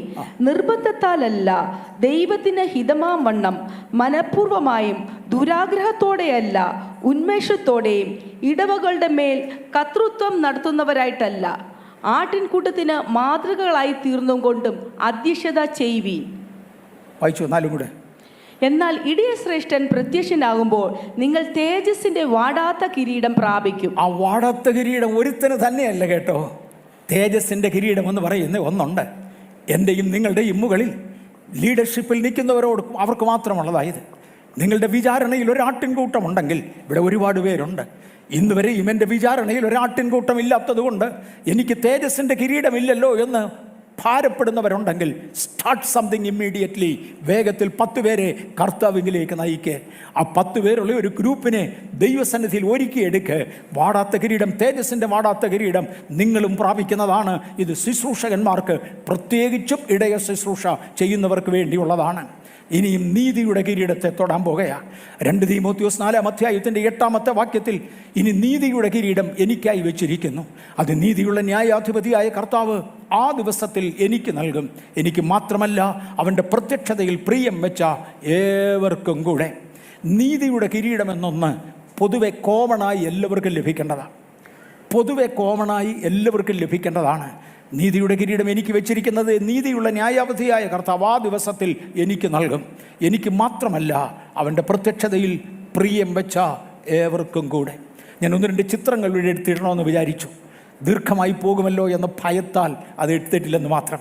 ഒരു മുൾക്കിരീടം വേറ്റവന് മാത്രമേ നാളെ ഒരു പൊൻകിരീടം വെക്കാൻ യേശു മാതൃക കാണിച്ചിട്ടുള്ളൂ. ഒരു ക്രൂശ് കൊടുത്തെങ്കിൽ മാത്രമേ ഒരു കിരീടം കയ്യിൽ കിട്ടത്തുള്ളൂ. ക്രോസ് ആൻഡ് ക്രൗൺ എന്ന പേരിലൊരു പുസ്തകമുണ്ട്. ആ പുസ്തകത്തിൻ്റെ പുറത്തെ പടം ഇതാണ്. ഒരുവനൊരു ക്രൂശ് വഹിച്ചു കൊണ്ടുപോകുക. ചുമ്മി ബുദ്ധിമുട്ടുകൾ സഹിച്ച് അക്കരെ ക്രൂശ് കൊണ്ട് ഏൽപ്പിക്കുമ്പോൾ അതങ്ങ് ഏറ്റുവാങ്ങിയേച്ച് പകരം ഒരു കിരീടം അവനെ ധരിപ്പിച്ചു വിടുന്നു. നീതിയുടെ കിരീടം. ഒരുവൻ എന്നെ പിൻപറ്റാൻ ഇച്ഛിച്ചാൽ സർവ്വസുഖത്തോടും കൂടെ പോകുമെന്നല്ല, തൻ്റെ ക്രൂശെടുത്ത് എന്നെ അനുഗമിക്കട്ടെ. സർവ്വസുഖത്തോടും കൂടെ പോകുമെന്ന് പറയുമ്പോൾ എൻ്റെ പ്രിയപ്പെട്ടവർ ഒരു കാര്യം മറക്കരുത്. ഇവിടെ പട്ടിണി കിടക്കുന്നത് മാത്രമല്ല കഷ്ടം സഹിക്കുന്നത്. ഇവിടെ വേർത്ത് നടക്കുന്നത് മാത്രമല്ല കഷ്ടം സഹിക്കുന്നത്. വിശുദ്ധ പൗലോസ് പറയുമ്പോൾ, വിവിധ സഭകളെക്കുറിച്ചുള്ള ഭാരം എന്നെ അലട്ടിക്കൊണ്ടിരുന്നു. വിവിധ സഭകളെക്കുറിച്ച്, അതിനകത്തെ വിശുദ്ധന്മാരെക്കുറിച്ച്, അതിൻ്റെ ശുശ്രൂഷകളെക്കുറിച്ച് ഭാരപ്പെടുന്നുണ്ട്. ആനെ തീറ്റുന്ന ഒരാൾ ഒരിക്കൽ പറഞ്ഞ ഒരു കൊച്ചു സാക്ഷി കേട്ടിട്ടുണ്ട്. ആനക്കാരനെന്ന് പറഞ്ഞാൽ ആർക്കും വേണ്ടാത്തവനെന്നാണ്. ആനക്കാരനെന്ന് പറഞ്ഞാൽ ആർക്കും ഒരു ബഹുമാനമില്ല, ആർക്കും വേണ്ടാത്തവന്. ആനയും കൊണ്ട് ഞാൻ വരുമ്പോൾ എല്ലാവർക്കും ഇഷ്ടമാണ്, എല്ലാവർക്കും പേടിയുമാണ്. പക്ഷെങ്കിൽ ആനക്കാരനെ ആർക്കും വേണ്ട. പക്ഷേ ആനക്കാരന് രാത്രിയിൽ ഉറങ്ങാൻ പറ്റത്തില്ല. ആന കുത്തിക്കൊല്ലുന്നതും ചവിട്ടിക്കൊല്ലുന്നതും സ്വപ്നം കണ്ട് ഇടയ്ക്കിടയ്ക്ക് ഉണർന്ന് അലറും. കാര്യം ആനക്കാരൻ ഒരിക്കലും സ്വസ്ഥതയ്ക്ക് ഉറങ്ങാൻ പറ്റത്തില്ല. ഒരു ആനക്കാരൻ പറഞ്ഞതാ, ഒരിക്കലും സ്വസ്ഥതയ്ക്ക് ഉറങ്ങാനൊക്കത്തില്ല. കാര്യം ആന കുത്തിക്കൊല്ലുന്നതും ആന ചവിട്ടിക്കൊല്ലുന്നതും സ്വപ്നം കണ്ട് എഴുന്നേറ്റ് കരകയാണ്. എൻ്റെ ആന നല്ല ആനയാണെങ്കിലും സൂക്ഷിച്ചൊക്കെ നിന്നില്ലെങ്കിൽ ഇതുപോലെയാ സഭയുടെ ചുമതല നോക്കുന്നവരെന്ന് മാത്രം ഓർത്തു. ആരിതുവഴി വരുന്നു, എപ്പം വരുന്നു എന്നൊക്കെയുള്ള ചിന്ത എല്ലാവർക്കും ഉണ്ട്. ഈ ഒരലും മദ്ദളവും തമ്മിൽ അങ്ങോട്ടും ഇങ്ങോട്ടും കംപ്ലൈൻറ്റ് പറഞ്ഞിട്ട് കാര്യമില്ലാത്തതുകൊണ്ട് ആരും തമ്മിൽ മിണ്ടുന്നില്ല. എല്ലാ ഹൃദയങ്ങളിലും ചുമതല നോക്കുന്നവരുടെ ഹൃദയങ്ങളിൽ ഭാരമുണ്ട്. ഉണ്ടെങ്കിൽ പ്രിയപ്പെട്ടവരെ, തേജസ്സിൻ്റെ കിരീടവും അപ്പുറത്തുണ്ട്. ഇനി നീതിയുടെ കിരീടം എനിക്കായി വെച്ചിരിക്കുന്ന നീതിയുള്ള ന്യായാധിപതിയായ കർത്താവ് ആ ദിവസത്തിൽ എനിക്ക് നൽകും. എനിക്ക് മാത്രമല്ല, അവൻ്റെ പ്രത്യക്ഷതയിൽ പ്രിയം വെച്ച ഏവർക്കും കൂടെ. ഇന്ന് പകൽ ഈ ഒരു ചോദ്യം ചോദിക്കട്ടെ: നാം പ്രിയം വെച്ചിരിക്കുന്നത് ഏതിൽ? യേശുവിൻ്റെ പ്രത്യക്ഷതയിലോ അതോ ലോകത്തിൻ്റെ സൗഭാഗ്യങ്ങളിലോ? ലോകത്തിൻ്റെ സൗഭാഗ്യം ഒരിക്കലും തെറ്റാണെന്ന് ഞാൻ പറഞ്ഞില്ല. യോഗ്യമായി അനുഭവിച്ചാൽ നല്ലത് തന്നെ. എന്നാൽ നല്ലത് തന്നെ കർത്താവ് യേശു പറയുന്നത്, ശലോമോൻ പോലും തൻ്റെ സകല സമ്പത്തിലും ഞാൻ അണിയിക്കുന്ന ഒന്നിനോളം അണിഞ്ഞിരുന്നില്ല. ഞാൻ എൻ്റെ ജനത്തെ അണിയിച്ചൊരുക്കും, ഞാൻ എൻ്റെ ജനത്തെ സൗന്ദര്യം കൊണ്ട് നിറയ്ക്കും, ഞാൻ എൻ്റെ ജനത്തിന് കൊടുക്കേണ്ടത് കൊടുത്തിരിക്കും. നമ്മൾ പലപ്പോഴും പറയാറുണ്ട്, പാടാറുണ്ട്. എനിക്കൊന്ന് ഇന്നലെയും ബൈ മിസ്റ്റേക്ക് ആരോ പറഞ്ഞു പിടിപ്പിച്ചു, എന്തോ പച്ചപ്പുൽമേടുകളിലൂടെ നടത്തുന്നു. ചുമ്മാതാ പച്ചപ്പുൽമേടുകളിൽ കിടത്തുക. നടത്തുന്നത് കഷ്ടതയുടെ താഴ്വരയിലാണ്, കൂരിരുളിൻ്റെ താഴ്വരയിലൂടെ നടത്തും. പക്ഷെ കിടത്തുന്നത് പച്ചപ്പുല്ലിലാണ്. അതാണ് ദൈവത്തിൻ്റെ പ്രത്യേകത. എന്നെയും നിങ്ങളെയും കർത്താവ് ഈ ഭൂമിയിൽ മാനിക്കും. അതിൻ്റെ അർത്ഥം എല്ലാത്തിലും സന്തോഷിക്കുമെന്നല്ല. പലപ്പോഴും ഹൃദയത്തെ തൊടുന്ന പലതും കാണും. എൻ്റെ പ്രത്യാശ ഏതിലാണ്? എൻ്റെ താല്പര്യം ഏതിലാണ്? കർത്താവിൻ്റെ വരവിങ്കൽ പ്രിയം വെച്ചിരിക്കുന്നവർക്ക്, എൻ്റെ പ്രിയം ഏതിലാണ്? യേശുവിൻ്റെ വരവിനായി ഉള്ളവർക്കായി സ്തോത്രം. അവർക്ക് വേണ്ടിയുള്ളതാണ് നീതിയുടെ കിരീടം. ആ നീതിയിൻ കിരീടം നമുക്ക് ലഭിക്കട്ടെ. പ്രശംസാ കിരീടത്തെക്കുറിച്ച് ഒരു പദം കൂടെ പറയാൻ ആഗ്രഹിക്കുകയാണ്. 2 തെസ്സലോനിക്കർ 2:19-20 നമ്മുടെ കർത്താവായ യേശുവിൻ്റെ മുൻപാകെ അവൻ്റെ പ്രത്യക്ഷതയിൽ ഞങ്ങളുടെ ആശയോ സന്തോഷമോ പ്രശംസാ കിരീടമോ ആരാകുന്നു? നിങ്ങളല്ലയോ? ഞങ്ങളുടെ മഹത്വവും സന്തോഷവും നിങ്ങൾ തന്നെ. പക്ഷേ നിങ്ങൾക്ക് ഒരുപാട് കാര്യങ്ങൾ അറിയാം. എന്തിനാ സഭയുടെ മുമ്പിൽ പറയുന്നത്? അവർക്ക് എല്ലാവർക്കും ഇഷ്ടപ്പെടത്തില്ല. മോനെ, സഭ നിലനിന്നില്ലെങ്കിൽ എനിക്ക് കിരീടമില്ലടാ, എൻ്റെ വർക്ക് മൊത്തം പോയി. ഇന്നാരും ചിരിച്ച് കാണിച്ചു പോവുകയുള്ളല്ലോ, തമാശ വളിപ്പും പറഞ്ഞ് ജനത്തെ ആകർഷിക്കുകയുള്ളല്ലോ. താൻ എന്തിനാ ഈ വേണ്ടാത്തൊക്കെ പറയുന്നത്? എടോ, വേണ്ടിയതാ പറയുന്നത്. എന്തിനാന്ന് പറയാം. സഭ നിലനിന്നില്ലെങ്കിൽ എനിക്ക് പ്രശംസാ കിരീടമില്ല. എൻ്റെ പ്രിയ സഹോദരന്മാരെ, നിങ്ങളാണ് എൻ്റെ പ്രശംസാ കിരീടം. നമ്മുടെ കർത്താവായ യേശു ക്രിസ്തുവിൻ്റെ മുൻപാകെ അവൻ്റെ പ്രത്യക്ഷതയിൽ ഞങ്ങളുടെ ആശയോ സന്തോഷമോ പ്രശംസാ കിരീടമോ ആരാകുന്നു? നിങ്ങളല്ലയോ? ഞങ്ങളുടെ മഹത്വവും സന്തോഷവും നിങ്ങൾ തന്നെ.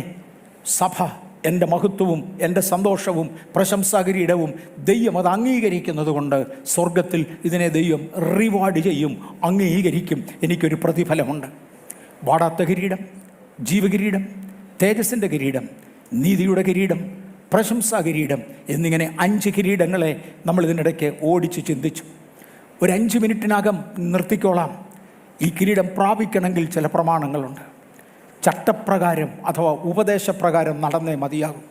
ഗലാത്യ ലേഖനം 1-ാം അധ്യായത്തിൻ്റെ 6 മുതൽ 9 വരെയുള്ള വാക്യങ്ങളിൽ ക്രിസ്തുവിൻ്റെ കൃപയാൽ നിങ്ങളെ വിളിച്ചവനെ വിട്ട് നിങ്ങൾ ഇത്ര വേഗത്തിൽ വേറൊരു സുവിശേഷത്തിലേക്ക് മറിയുന്നത് കൊണ്ട് ഞാൻ ആശ്ചര്യപ്പെടുന്നു. അത് വേറൊരു സുവിശേഷമെന്നല്ല, ചിലർ നിങ്ങളെ കലക്കി ക്രിസ്തുവിൻ്റെ സുവിശേഷം മറിച്ചു കളവാൻ ഇച്ഛിക്കുന്നു എന്നത്രേ. എന്നാൽ ഞങ്ങൾ നിങ്ങളെ അറിയിച്ചതിന് വിപരീതമായി ഞങ്ങളാകട്ടെ സ്വർഗത്തിൽ നിന്നൊരു ദൂതനാകട്ടെ നിങ്ങളോട് സുവിശേഷം അറിയിച്ചാൽ അവൻ ശപിക്കപ്പെട്ടവൻ. ഞങ്ങൾ മുൻ പറഞ്ഞതുപോലെ ഇപ്പോൾ പിന്നെയും പറയുന്നു, നിങ്ങൾ കൈക്കൊണ്ട സുവിശേഷത്തിന് വിപരീതമായി ആരെങ്കിലും നിങ്ങളോട് സുവിശേഷം അറിയിച്ചാൽ അവൻ ശപിക്കപ്പെട്ടവൻ. രക്ഷിക്കപ്പെട്ടവർക്ക് പോലും ശാപമില്ല എന്ന് വാദിക്കുന്ന ഒരുപാട് പൈശാചിക ആശയങ്ങൾ കാണാൻ കഴിയും. ഇവിടെ പറയുകയാണ്, അപ്പോസ്തലന്മാരെ നോക്കി വെച്ച് പറയുകയാ, സ്വർഗത്തിലെ ദൂതന്മാരെ നോക്കി വെച്ച് പറയുകയാ, ഞങ്ങൾ അറിയിച്ച സുവിശേഷത്തിന് വിപരീതമായി, നിങ്ങൾ കൈക്കൊണ്ട സുവിശേഷത്തിന് വിരോധമായി ഞങ്ങൾ അറിയിച്ചത് ഭക്തിക്കൊത്ത ഉപദേശമാണ്. ഭക്തിയോടെ ജീവിക്കേണ്ടത് എങ്ങനെയെന്ന് പറയുന്ന ഉപദേശമാണ്. ദൈവകൃപയിൽ വരേണ്ടതിനുള്ള ഉപദേശമാണ്. അതിന് വിരോധമായി ആരെങ്കിലും നിങ്ങളോട് സുവിശേഷം അറിയിച്ചാൽ, ഞങ്ങൾ തന്നെ ആകട്ടെ, അപ്പോസ്തലന്മാരിൽ ഒരുവനാകട്ടെ, സ്വർഗത്തിലെ ദൂതന്മാരിൽ ഒരുവനാകട്ടെ, അവൻ ശപിക്കപ്പെട്ടവൻ, അവൻ ശപിക്കപ്പെട്ടവൻ. ഉപദേശത്തിന് ഭയങ്കര ഗൗരവമാണ്. ഒരുവൻ പോരാടിയാലും ചട്ടപ്രകാരം പോരാടായെങ്കിൽ കിരീടം പ്രാപിക്കയില്ല. നാം ഓടുന്നു സത്യം, അധ്വാനിക്കുന്നു സത്യം, ജീവിക്കുന്നു പരമസത്യം. പ്രമാണപ്രകാരമാകുവാൻ കർത്താവിൻ്റെ കരങ്ങളിലേക്ക് ഏൽപ്പിക്കാം. 2 തീമോത്തിയോസ് 4:4-5 വാക്യങ്ങൾ, ഗലാത്യർ 1 നിന്നാണ് നമ്മൾ മുമ്പേ കണ്ടത്. 2 തീമോത്തിയോസ് 2:4-5 വാക്യങ്ങളിൽ വീണ്ടും ഒരുത്തൻ മല്ല് കെട്ടിയാലും ചട്ടപ്രകാരം പോരാടായിൽ കിരീടം പ്രാപിക്കയില്ല, പരിശുദ്ധാത്മാവ് ഇത് ആവർത്തിക്കുകയാണ്. കൊലോസ്യ ലേഖനം 2-18 താഴ്മയിലും ദൂതന്മാരെ ആരാധിക്കുന്നതിൽ രസിച്ച് സ്വന്തം ദർശനങ്ങളിൽ പ്രവേശിക്കുകയും തൻ്റെ ജഡമനസ്സിൽ വെറുതെ ചീർക്കുകയും തലയെ മുറുകെ പിടിക്കാതിരിക്കുകയും ചെയ്യുന്നവനാരും നിങ്ങളെ വിരുത് തെറ്റിച്ച് കളയരുത്. സ്വന്തം ഉപദേശം പറയുന്നവരുണ്ട്. ദൈവം എന്നോട് സംസാരിച്ചു. ഞാൻ ഒത്തിരി പ്രാവശ്യം പറഞ്ഞിട്ടുണ്ട്, സ്ത്രീകൾ പ്രാർത്ഥിക്കുമ്പോൾ തല മൂടണമെന്നും പുരുഷന്മാർ പ്രാർത്ഥിക്കുമ്പോൾ തല കവർ ചെയ്യാൻ പാടില്ല എന്നും ദൈവത്തിൻ്റെ പ്രമാണമാണ്. എന്നാൽ ചിലർ പറഞ്ഞിട്ടുണ്ട്, എൻ്റെ സഭയിൽ അങ്ങനെ അല്ല, അത് എൻ്റെ നിയമമാണ്. മോനെ, ആന്നു നിൻ്റെ നിയമമാണ്. പക്ഷെ ഒരൊറ്റ പ്രകാരം സ്വർഗത്തിലെ കിരീടം പോയി അത് വരാതിരിക്കുവാൻ ഭയത്തോടെ നിൽക്കാം. അനേകരുടെ കിരീടങ്ങളെ നഷ്ടപ്പെടുത്തിയവനെ സ്വർഗത്തിലെ ദൈവം എങ്ങനെ വിധിക്കും എനിക്കറിഞ്ഞുകൂടാ. ഞാൻ അങ്ങോട്ട് പോകുന്നില്ല. താഴ്മയിലും ദൂതന്മാരെ ആരാധിക്കുന്നതിനെ രസിച്ച് സ്വന്തം ദർശനങ്ങളിൽ പ്രവേശിക്കുകയും, ദൂതന്മാരെ ആരാധിക്കുന്നതിനെക്കുറിച്ച് ഇപ്പം പറയാൻ വരുന്നില്ല, സ്വന്തം ദർശനങ്ങളിൽ പ്രവേശിക്കുകയും തൻ്റെ ജഡമനസ്സിനാൽ വെറുതെ ചീർക്കുകയും തലയെ മുറുകെ പിടിക്കാതിരിക്കുകയും ചെയ്യുന്നവനാരും നിങ്ങളെ വിരുത് തെറ്റിക്കരുത്. ഞാൻ ഇവിടെ കൊണ്ട് നിർത്താൻ പോകുകയാണ്. ഇന്നത്തെ എൻ്റെ സമയം കഴിഞ്ഞു. കർത്താവ് അനുവദിക്കുന്നെങ്കിൽ വരുന്ന ആഴ്ചയെ നമുക്ക് വീണ്ടും തുടരാം. കിരീടങ്ങളെക്കുറിച്ച് തുറന്നു പറഞ്ഞു, പ്രതിഫലങ്ങളെക്കുറിച്ച് പലതും പറഞ്ഞു. ഇനിയും നമുക്ക് ചിന്തിക്കാനുണ്ട്. ഇതിൻ്റെ കണ്ടീഷൻ പറഞ്ഞു, ചട്ടപ്രകാരം പോരാടായെങ്കിൽ കിരീടം പ്രാപിക്കയില്ല. വ്യവസ്ഥകൾ തെറ്റിച്ചാൽ കിരീടം പ്രാപിക്കയില്ല. ദൈവത്തിൻ്റെ നിയമങ്ങൾ, കൽപ്പനകൾ, പ്രമാണങ്ങൾ അതൊക്കെ ആയിരിക്കും വരുന്ന ആഴ്ച ഒന്നുകൂടെ തൊടുന്നത്. കൽപ്പനകൾ മാത്രമല്ല, ദൈവത്തിന് നിർദ്ദേശങ്ങളുണ്ട്, പ്രമാണങ്ങളുണ്ട്, ചട്ടങ്ങളുണ്ട്. ഇതെല്ലാം കൽപ്പനയുടെ താഴെ വരുന്നതാണ്. കൽപ്പനയുടെ താഴെ വരുന്നതാണ്. സഭ ദൈവത്തെ ആരാധിക്കണം എന്നതൊരു പ്രമാണമാണ്. പക്ഷെ അത് എപ്പോഴാണ്, എങ്ങനെയാണെന്നുള്ളത് അതാത് സഭകൾ എടുക്കുന്ന തീരുമാനമാണ്.